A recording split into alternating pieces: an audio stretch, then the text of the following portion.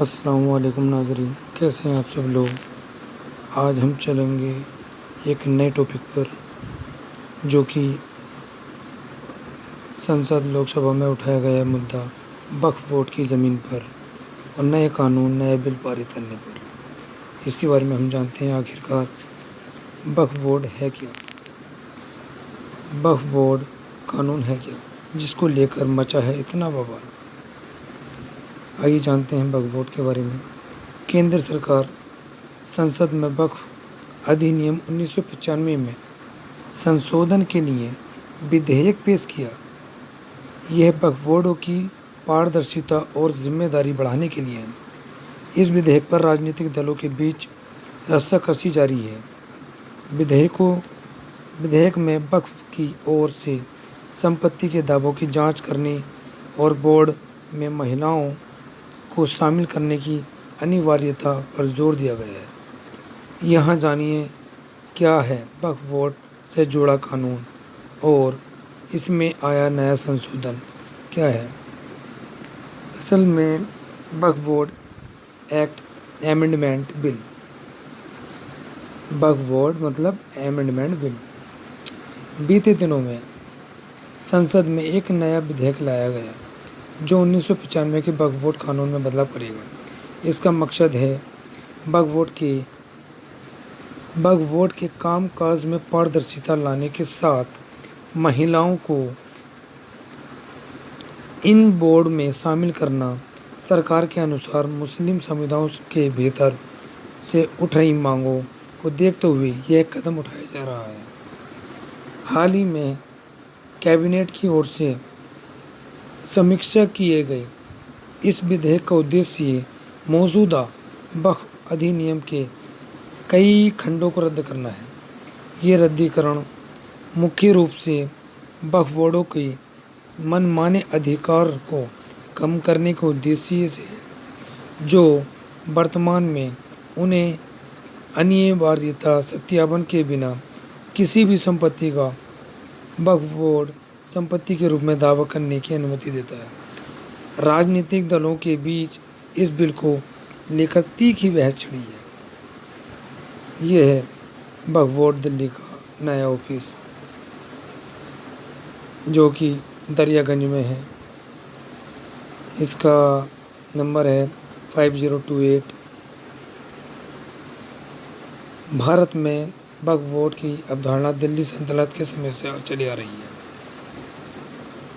जिसके एक उदाहरण में सुल्तान मोइजुद्दीन सैमगोर मोहम्मद गोरी की ओर से मुल्तान की जामा मस्जिद को एक गांव समर्पित किया गया था।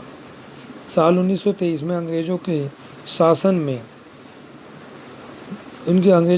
के काल के दौरान मुसलमान वक्फ अधिनियम इसे विनियमित करने का पहला प्रयास था। साल 1954 में स्वतंत्र भारत में वक्फ अधिनियम पहली बार संसद की ओर से पारित किया गया था।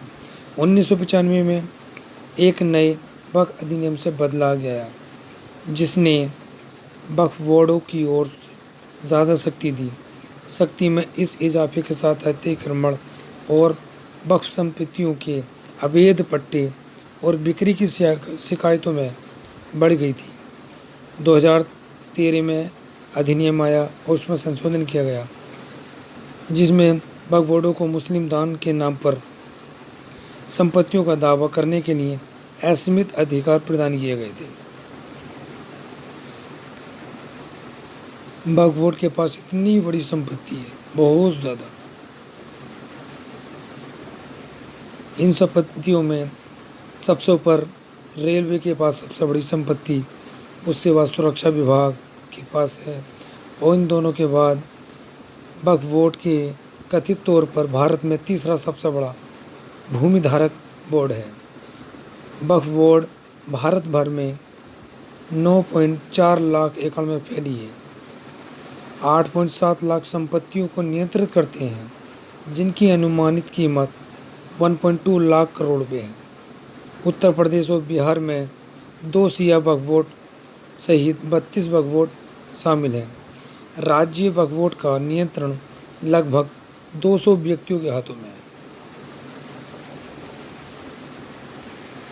वक्फ बोर्ड की इतनी बड़ी ज़्यादा संपत्ति, बहुत ही ज़्यादा, इसके सिलसिले में आजकल संसद में कई बार मुद्दे उठाए गए। वक्फ बोर्ड एक्ट अमेंडमेंट बिल, इसका मकसद वक्फ बोर्ड के कामकाज में पारदर्शिता लाने के साथ महिलाओं को इन बोर्ड में शामिल करने से है, ये बताया जा रहा है। इसमें आप सभी लोग भाग ले सकते हैं और इसमें ये एक कमेटी बनाई गई है, जो कि एक कमेटी ऑलरेडी पहले से ही है, जिसका नाम JPC जॉइंट पार्लियामेंट कमेटी है। इस कमेटी ने अपनी एक साइट पर सभी लोगों से राय मांगी है।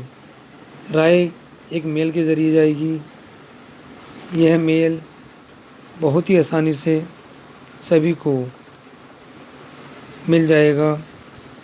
क्रोम ब्राउज़र पर जाकर आप वक्फ बोर्ड रिपोर्ट डालेंगे, तुरंत वह खुल जाएगा। इसी पर एक मेल खुलेगा। मेल में 2 स्टेप दिए जाएंगे। वहाँ पर उसकी लैंग्वेज सेलेक्ट करनी पड़ेगी, चाहे तो आप उर्दू, इंग्लिश, हिंदी, कोई भी भाषा सेलेक्ट कर सकते हैं। अपना मेल भेज सकते हैं और अपनी राय सब कुछ लिखा हुआ है राय में, लेकिन सिर्फ अपना कॉलम में अपना नाम लिखें और मेल पर क्लिक करें। सीधा सीधा joint secretary JM Lok Sabha secretarial room number 440 के पास चली जाएगी। इसमें आप सभी लोग ज़्यादा से ज़्यादा अपना मेल करें और अपनी राय दें। और इसको आसानी से स्कैन करने के लिए इसका एक बारकोड भी है, scan to reject Waqf amendment bill. इस बारकोड को अपने फ़ोन से स्कैन करने पर तुरंत आप इसकी वेबसाइट पर चले जाएंगे। वक्फ बोर्ड का मतलब किसी के द्वारा दी गई, दान की गई ज़मीन, जो कि अल्लाह के लिए दी जाती है और मुस्लिम संविधानों से रिलेटिव है। कृपया आप सभी लोग अपनी अपनी कमेंट्स ईमेल पर करें और अपना एक अपनी राय ज़रूर भेजें।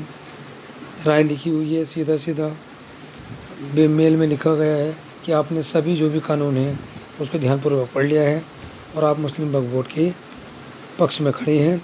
इस पर आप अपना नाम लिखें और मेल भेजें।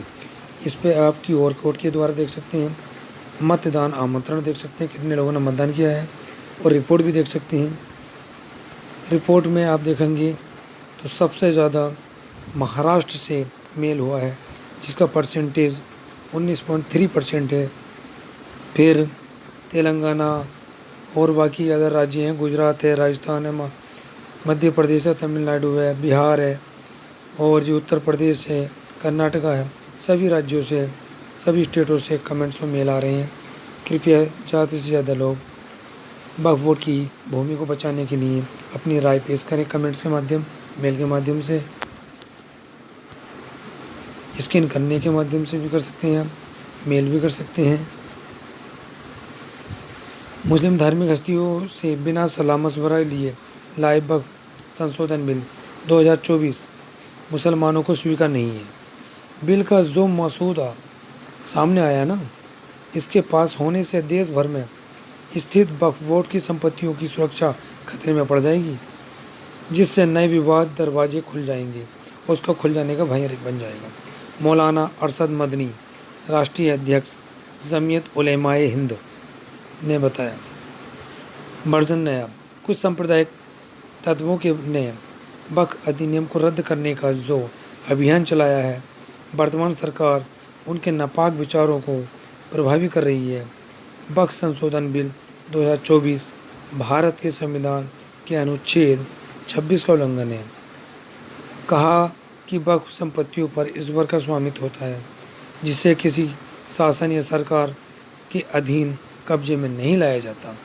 इसलिए आप सभी मुसलमान भाइयों से गुजारिश है कि आप वक्फ बोर्ड की वेबसाइट पर जाकर डायरेक्ट भी कर सकते हैं, और सबसे आसान तरीका, इसको QR कोड को स्कैन करें और अपने मेल पर कॉलम में अपना नाम लिखें और सेंड करें।